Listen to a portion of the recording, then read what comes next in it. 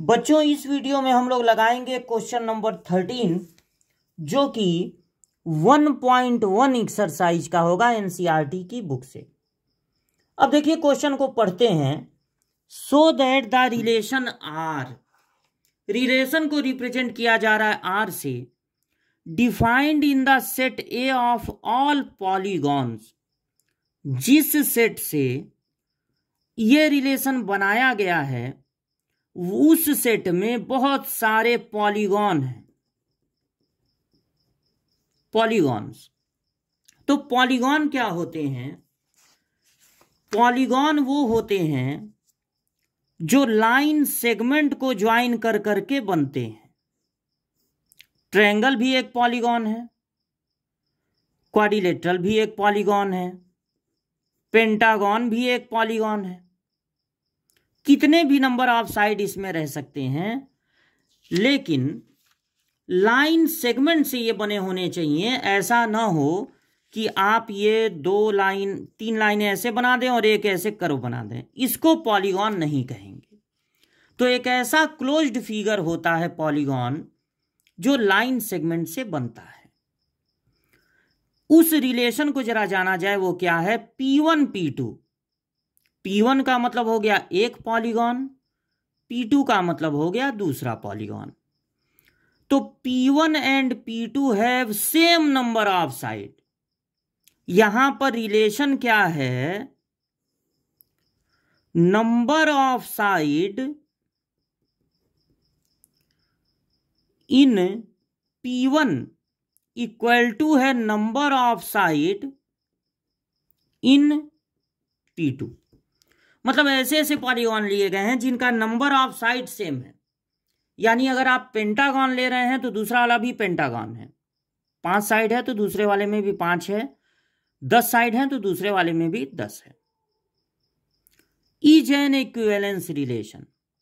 तो क्वेश्चन का पहला पार्ट है कि हमको ये शो करना है कि ये एक इक्विवेलेंस रिलेशन होगा, और वही रिलेशन इक्विवेलेंस होता है जो रिफ्लेक्सिव भी हो, सिमेट्रिक भी हो, और साथ ही साथ ट्रांजिटिव भी हो। रिफ्लेक्सिव की जांच करते समय हम एक पॉलीगॉन ले लेंगे। सिमेट्रिक की जांच करने के लिए कितने पॉलीगॉन की जरूरत होगी? 2, P1 और P2 मान लीजिए हम लोग ले लिए। और ट्रांजिटिव की जांच के लिए हमको 3 लेना होगा, P1 P2 P3। रिफ्लेक्सिव में कुछ मानते नहीं हैं,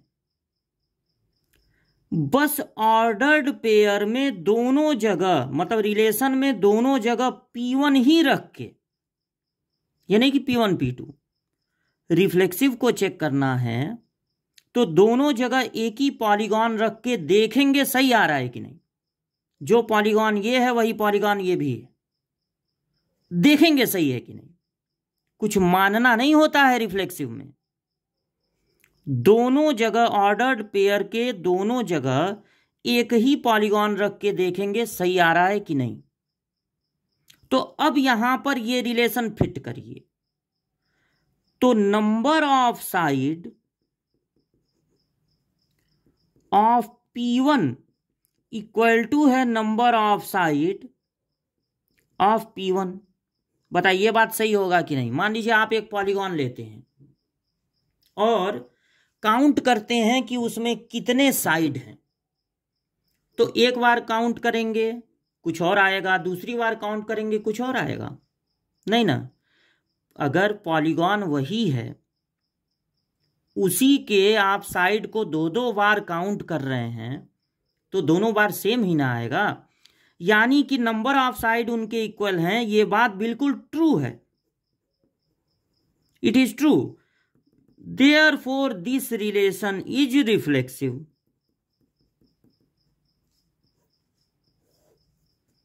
अब सुनिए सिमेट्रिक की जांच कैसे होती है। सिमेट्रिक में 2 अलग अलग पॉलीगॉन लेके पहले हम मान लेंगे कि इन दोनों पॉलीगॉन के लिए ये रिलेशन ट्रू है, और अब पलट के देखेंगे ट्रू आ रहा है कि नहीं। तो ये रिलेशन अगर ट्रू है, P1 P2 में ये रिलेशन मिल रहा है, तो इसका मतलब है number of side in P1 equal to है number of side in P2।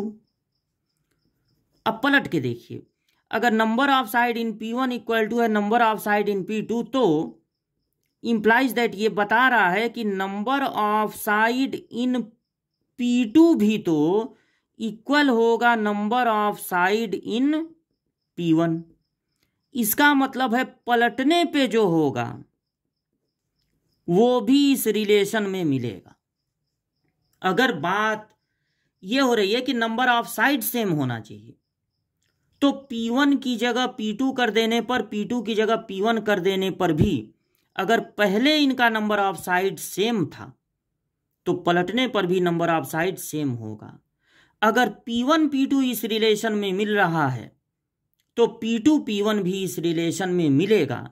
इसलिए यहां पर लिख देंगे इट इज सिमेट्रिक। अब ट्रांजिटिव में भी मानना पड़ता है। ट्रांजिटिव में यह मानना पड़ता है कि पहले दोनों पॉलीगॉन के लिए ये रिलेशन ट्रू है, इस रिलेशन में मिल रहा है, और दूसरे और तीसरे के लिए भी ये रिलेशन ट्रू है, ऐसा मानना पड़ता है। और ये पता लगाना होता है कि अगर हम इस बीच वाले को हटा दें तो क्या P1 और P3 में भी ये रिलेशन मिलेगा, और अगर मिलेगा तब डिक्लेयर हो जाएगा कि ये रिलेशन ट्रांजिटिव भी है। P1 P2 अगर मिल रहे हैं तो नंबर ऑफ साइड, थोड़ा छोटे में लिख दे रहे हैं, P1 इक्वल टू होगा नंबर ऑफ साइड P2 और number of side P2 equal to होगा नंबर ऑफ साइड P3। तो फ्रॉम 1 and 2, अगर इसको दो स्टेटमेंट मान लें 1 और 2, तो फ्रॉम 1 and 2 सोचिए जितने साइड P1 में हैं उतने ही, नंबर ऑफ साइड लिखना था, छोटे में लिख देना साइड, उतना P3 में भी होगा। अगर इसमें 10 साइड है इसमें भी 10 है, और अगर इसमें 10 है तो इसमें भी 10 है, तो इन दोनों में भी तो 10-10 साइड ही होंगे। यानी अगर P1 P2 मिल रहा है रिलेशन में, P2 P3 मिल रहा है रिलेशन में, तो P1 और P3 भी जरूर जरूर जरूर मिलेगा। और अगर P1 P3 भी इस रिलेशन में मिल रहा है तो अब आप लिख देंगे कि दिस रिलेशन इज ट्रांजिटिव। और इतना बताने के बाद आपको ये बता देना है कि दिस रिलेशन इज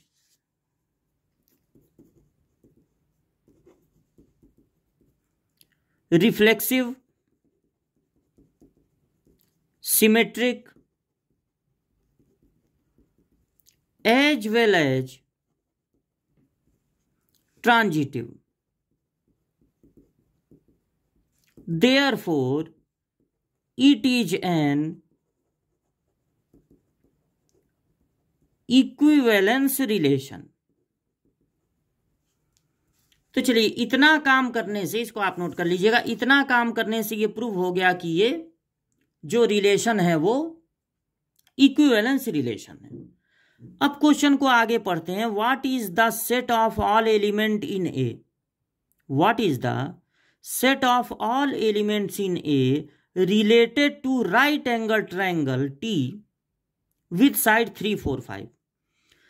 थोड़ा सा ये क्वेश्चन हम लोगों को कंफ्यूज करने की कोशिश कर रहा है। वो ये बता रहा है कि एक ट्रायंगल है हम लोगों के पास, और वो ट्रायंगल है राइट एंगल ट्रायंगल। वो ट्रायंगल कैसा है? Right angle triangle. उस ट्रायंगल का नाम है T, और उसके साइड हैं 3, 4, 5। तो इस A में, जिसमें सारे के सारे पॉलीगॉन हैं, कौन कौन होगा जो इस ट्रायंगल से रिलेटेड होगा? अब देखिए, यहां पर रिलेशन है नंबर ऑफ साइड, यहां पर रिलेशन है नंबर ऑफ साइड सेम होना चाहिए, नंबर ऑफ साइड सेम होना चाहिए। तो यहां इस बात से कोई मतलब नहीं है कि वो राइट एंगल ट्रायंगल है कि नहीं, उसके साइड की लेंथ कितनी है इससे कोई मतलब नहीं है। Since the relation is depend on only number of side, therefore all the triangles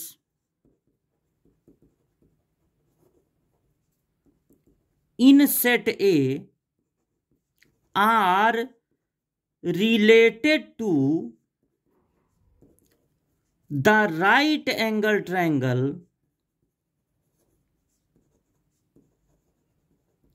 whose length is 345 centimetre. Length से कोई लेना देना ही नहीं है भाई, लेंथ से कोई लेना देना ही नहीं है।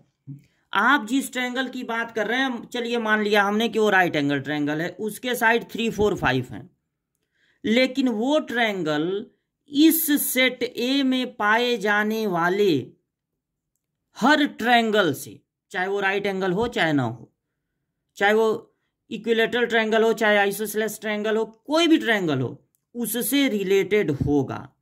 हर ट्रायंगल इस ट्रायंगल से रिलेटेड होगा, भले वो राइट एंगल हो चाहे राइट एंगल ना हो, क्योंकि यहां पर सिर्फ ये देखा जा रहा है कि नंबर ऑफ साइड कितने हैं। तो यही आप जवाब दे देंगे इसके सेकंड पार्ट का। तो ये था क्वेश्चन नंबर 13 का सॉल्यूशन।